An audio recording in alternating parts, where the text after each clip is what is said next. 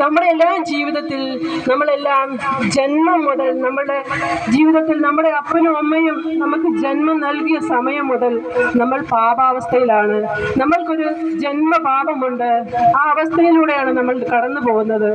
നമ്മളുടെ ഈ പാപ അവസ്ഥകളെ മോചിപ്പിക്കുവാൻ വേണ്ടിയാണ് പിതാവായ ദൈവം തൻ്റെ ഏകജാതനായ യേശു ക്രിസ്തുവിനെ ഈ ഭൂമിയിലേക്ക് അയച്ചത്. നമ്മൾ ചിന്തകളിലൂടെയും പ്രവൃത്തികളിലൂടെയും എല്ലാം നാം പാപം ചെയ്തു പോകുന്നുണ്ട്. ഈ ബലഹീനതയിൽ നമ്മെ സഹായിക്കുവാനാണ് ദൈവത്തിൻ്റെ പുത്രൻ ഈ ലോകത്തിലേക്ക് കർത്താവായ ക്രിസ്തു വന്ന് പിറന്നത്.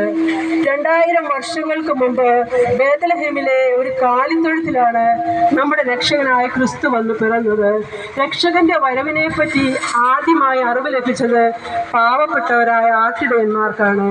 മാലാഖമാർ വന്ന് അന്ന് ആട്ടിടയന്മാരോട് പറഞ്ഞു, അത്യുന്നതങ്ങളിൽ ദൈവത്തിന് മഹത്വം, ഭൂമിയിൽ ദൈവകൃപ ലഭിച്ചവർക്ക് സമാധാനം.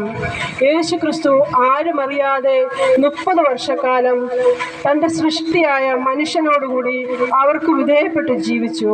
പിന്നീട് 3 വർഷക്കാലം അവൻ്റെ പരസ്യ ജീവിതകാലത്ത് ഈശോ ആദ്യമായി ഉച്ചരിച്ച വചനം, മാനസാന്തരപ്പെടുവിൻ, അനുതപിച്ച് സുവിശേഷത്തിൽ വിശ്വസിക്കുവിൻ, ദൈവരാജ്യം സമീപിച്ചിരിക്കുന്നുവെന്നാണ്. ക്രിസ്തുവിലൂടെ നമുക്ക് രക്ഷയുണ്ട്. ക്രിസ്തുവിലൂടെ മാത്രമേ നമുക്ക് രക്ഷയുള്ളൂ.